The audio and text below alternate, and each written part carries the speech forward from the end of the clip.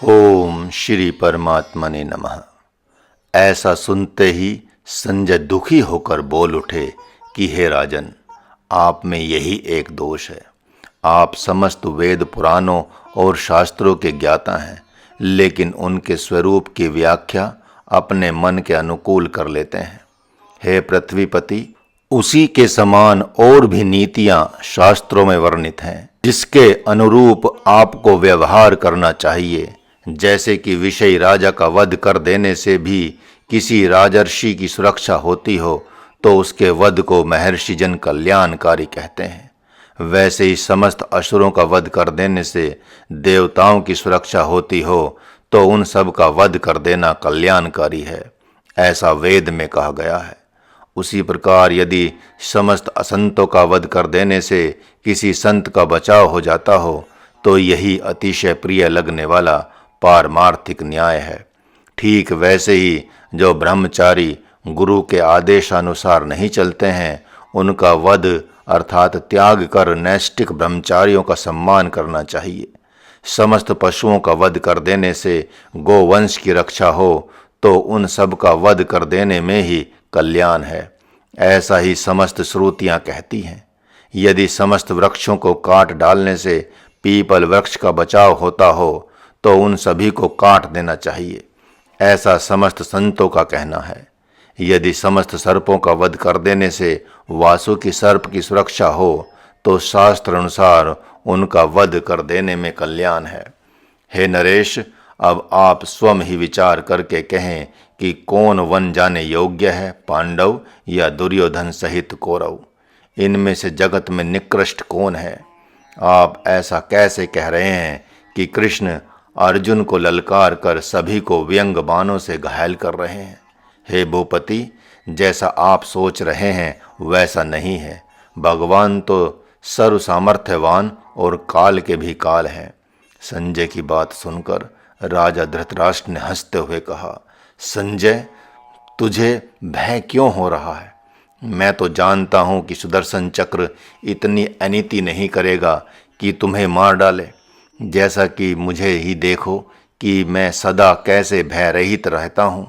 संजय ने कहा, हे नरेश्वर, मुझे किस बात का भय है? मेरा काल तो परम पूज्य महर्षि व्यास के पास बैठा है। उनकी आज्ञा के बिना वह मुझे नहीं मार सकता। मैं तो जानता हूँ कि मेरा कुछ भला अवश्य होने वाला है।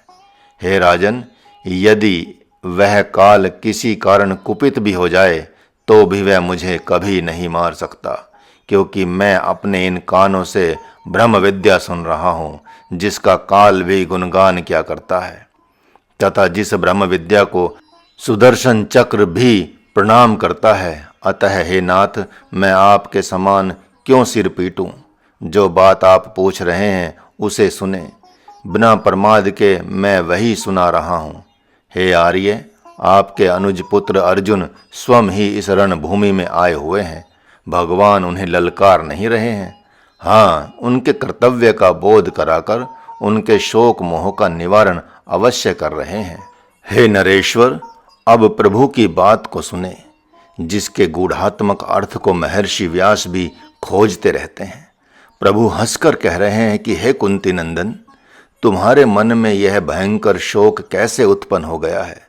जो पुरुष मन में ऐसा समझता है कि मैं आत्मा का वध करने में समर्थ हूँ, तथा जो कहता है कि शरीर के मरने से मैं भी मर जाने वाला हूँ, सच पूछो तो वे दोनों ही मूर्ख अत्यंत गूढ़ात्मक रहस्य को नहीं जानते। यह आत्मा किसी भी काल में न जन्म लेता है न मरता है। भले ही यह सृष्टि नित्य उत्पन्न होती है और नष्ट हो जाती है, अथवा ऐसा भी नहीं है जैसे कोई कहता है कि इस आत्मा ने जन्म ले लिया है, अतः पुनः जन्म लेगा। हे धैर्यवान, यह शरीर तो नया है, परंतु यह आत्मा अजर अमर नित्य सनातन तथा पुरातन है। मैं जन्म लेकर मर जाता हूँ, किसी को मारता हूँ तथा वह मुझे मारता है। ऐसा जो समझता है, यथार्थ में उसे मूढ़ अर्थात अज्ञानी कहा जाता है। ये समस्त भाव विकार उसी शरीर के हैं, न कि आत्मा के, क्योंकि आत्मा तो सदा से ही निर्विकार है। महात्मा अर्जुन ने कहा, हे प्रभु, दृष्टा दृश्य दर्शन तथा कर्ता क्रिया कर्म ये सब तो अनुभव में आ ही रहे हैं, फिर मिथ्या कैसे हैं? क्या आपको यह सब कुछ ऐसा नहीं दिखाई पड़ता है?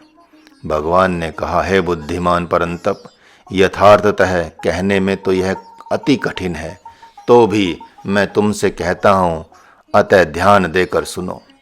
5 विषय ही जगत के कारण कहे जाते हैं तथा आदि शक्ति माया उनका मूल कही जाती है। जिसका संबंध ब्रह्म से रहता है वह माया ही इस जगत की स्थिति में कारण कही जाती है। इस प्रकार अजन्मा ब्रह्म ही माया के द्वारा प्रकट हुए जगत का बीज है, जिससे इसी जगत के समान ही स्वप्न जगत भी प्रकट होता है। यदि किसी प्रकार यह माया हट जाती है तब तो सत्य है, वह तुम्हारे अनुभव में आने लगेगा। अरे, जैसे स्वप्न जगत बिना बनाए ही बनता है, वैसे ही यह जगत भी ब्रह्म के चित्त में स्वतः ही प्रकट होता है। जिस प्रकार स्वप्न का दृष्टा ही स्वप्न जगत की रचना करता है, उसी प्रकार सृजन करने वाला ब्रह्म ही इस जगत का सृजन करता है। अतः ब्रह्म का संकल्प होने से ये सब दृश्य उसी चेतन के अंग हैं। इस प्रकार उसके अतिरिक्त अन्य कुछ है ही नहीं। अतः कार्य एवं कारण में कभी भी कुछ भेद है ही नहीं। ऐसा ही संत शास्त्र एवं वेद कहते हैं। हे प्रिय, जो बीज होता है वही फल बन जाता है। इस न्याय से सबको धारण करने वाला ब्रह्म ही जगत रूप हो गया है। हे पार्थ, घनीभूत अंधकार कभी भी प्रभातकालीन आभा नहीं हो सकता। उसी प्रकार कल्पना का रूप सच कैसे हो सकता है? जब पंचभूतों की तन मात्राओं शब्द स्पर्श रूप रस गंध का कारण ब्रह्म है, तो पंचभूतों का कारण जीव कैसे हो सकता है? इस प्रकार यह जगत कभी प्रकट ही नहीं हुआ है, तो बताओ नाश किसका होगा? अतः सुनो, इसका जन्मना और मरना स्वप्न जगत के समान ही प्रतीत होता है। चेतन जीवात्मा अपने चित्त में जब जैसा भाव बनाता है वैसा ही हो जाता है। जब वह स्वयं को क्षुद्र जीव हूँ ऐसा मानता है, तो वह अनुपम जीवात्मा तत्क्षण वैसा ही हो जाता है। जब वह स्वयं का स्थूल रूप में संकल्प करता है, तो उसी क्षण वह वैसा ही बनकर अपना स्वरूप आदि सब कुछ भूल जाता है। जिस प्रकार कोई स्वप्न में स्वयं को पथिक देखता है, उसी प्रकार वह अपने में ही स्थूल एवं सूक्ष्म की कल्पना कर लेता है।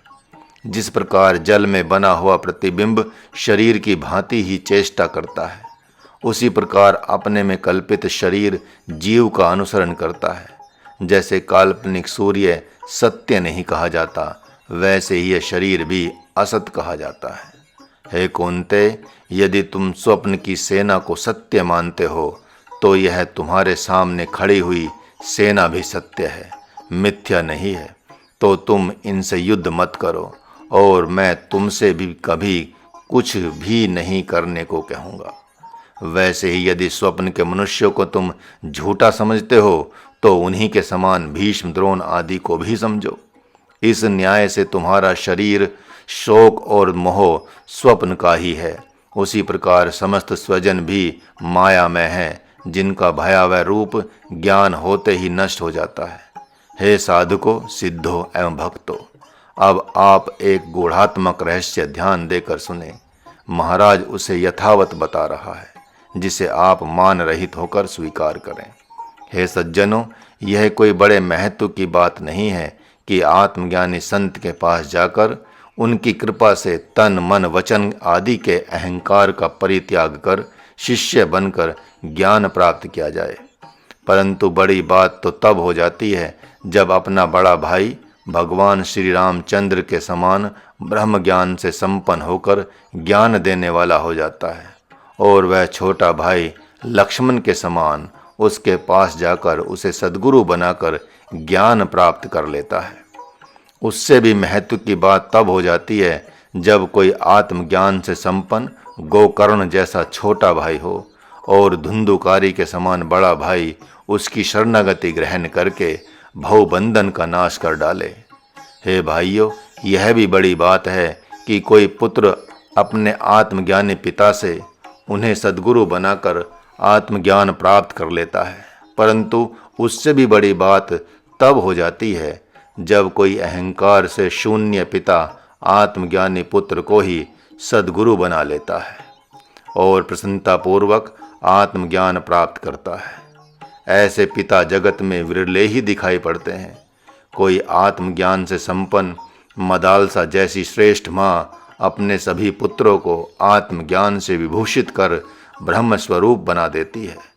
यह तो बड़ी बात है, मैं उसका सम्मान करता हूँ, किंतु इससे भी महत्व की बात कह रहा हूँ कि जब देवहूति जैसी कोई माता अपने पुत्र को ही सद्गुरु रूप में स्वीकार कर माता एवं पुत्र के संबंध को त्याग कर उससे ही भगवत पद प्राप्त कर लेती है। भगवान शंकर के समान पति के पास जाकर यदि कोई भगवती पार्वती जी के समान धर्म पत्नी उन्हें गुरु बनाती है और ज्ञान ध्यान विज्ञान प्राप्त करती है तो यह अत्यंत महत्व की बात है। किंतु यदि इससे भी कोई महत्व की बात कही जाए तो वह यह है कि कोई पति जब धर्म पत्नी को जान लेता है कि यह साधु स्वभाव एवं आत्मज्ञानी है तो उसे सद्गुरु समझकर उसके शरणागत हो वह मान रहित पुरुष परम ज्ञान को प्राप्त कर लेता है। हरि ओम।